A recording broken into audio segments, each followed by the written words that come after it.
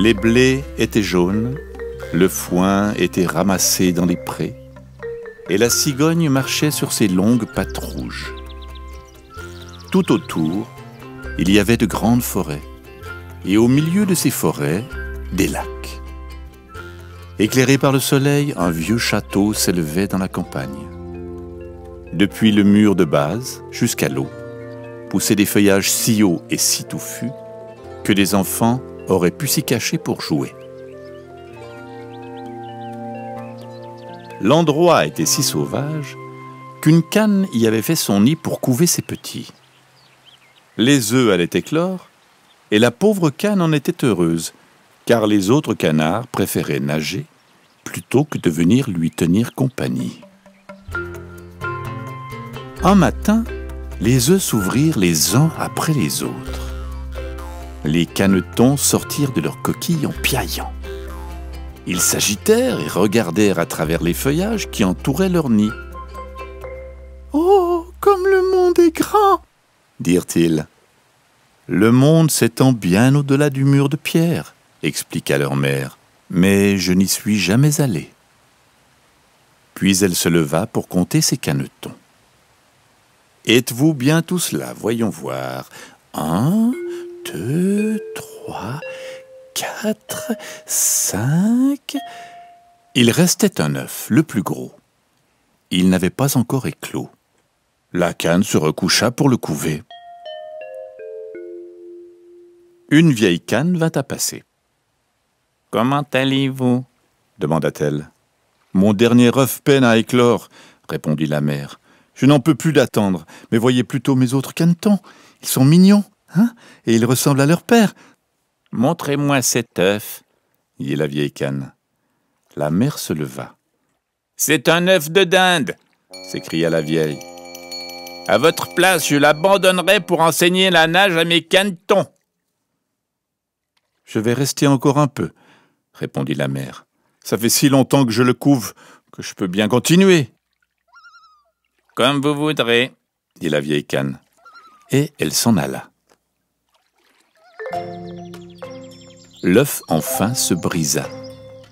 Un caneton grand et laid en sortit. Il ne ressemblait à aucun de ses frères. La mère le regarda. « Voilà un vilain caneton aussi gros qu'un dindonneau, » dit-elle. Le lendemain, alors que le soleil brillait sur les feuillages, la canne arriva en famille et se jeta la première à l'eau. Les canetons la suivirent l'un après l'autre. L'eau leur passa par-dessus la tête, mais ils revinrent aussitôt à la surface en agitant leurs petites pattes comme il le fallait. Même le plus vilain alla dans l'eau. « Ce n'est pas un dindonneau, » se dit la canne en l'observant. « Il sait se servir de ses pattes et il se tient droit. Ce petit est bien à moi. » La mère rassembla son petit monde et dit « Restez bien en rang derrière moi, les enfants. Je vais vous présenter à la cour des canards. »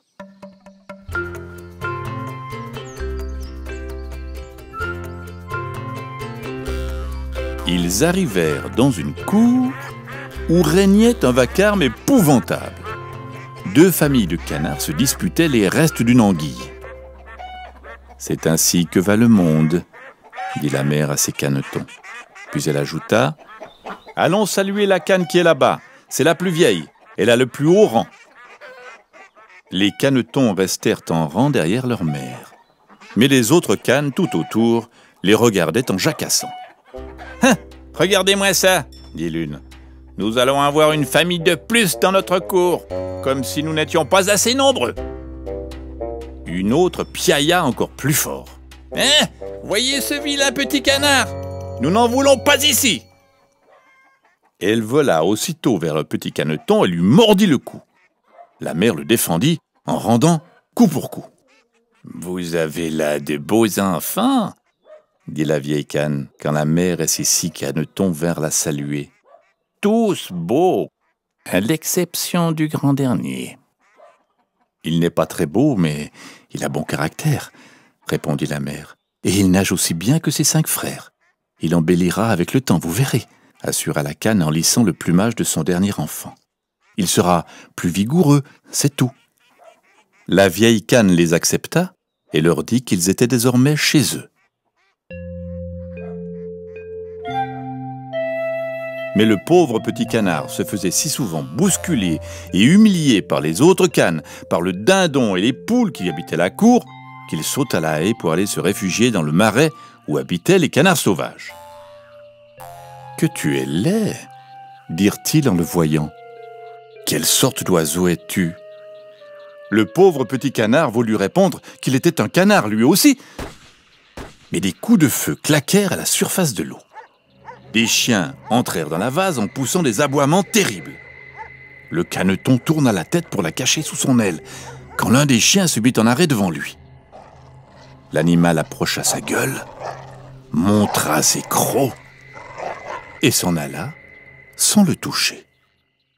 « Oh, Dieu merci !» soupira le caneton. « Je suis si laid que même un chien ne veut pas me mordre. » Il attendit le soir que les chasseurs soient partis, et sous une nuit de rage, il quitta le marais. La pluie trempa bien vite ses plumes de pauvre caneton gris. Par chance, une vieille femme le recueillit dans sa cabane. « Je vais avoir des œufs de cane, » dit-elle, « à condition que tu ne sois pas un mâle. Nous verrons cela demain. » Le vilain petit canard fut admis durant 3 semaines dans la cabane, mais aucun œuf ne vint. « Hein, à quoi bon te nourrir et te garder ?» pesta la misérable femme. « Tu es vilain et tu ne sers à rien. » D'un coup de pied, elle rejeta le pauvre caneton et lui claqua la porte au bec. Le vilain petit canard se réfugia dans les marais où il plongea tout l'été pour se nourrir. Mais tous les autres animaux le dédaignèrent à cause de sa laideur. Puis le vent d'automne chassa les feuilles mortes et l'hiver s'installa.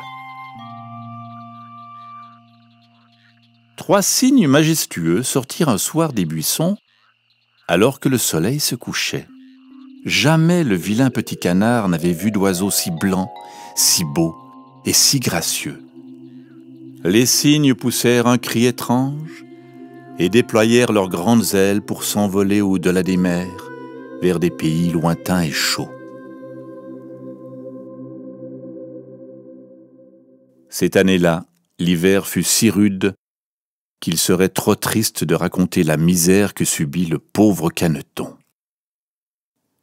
Il était toujours dans le marais, parmi les roseaux, quand le soleil redevint brillant et chaud.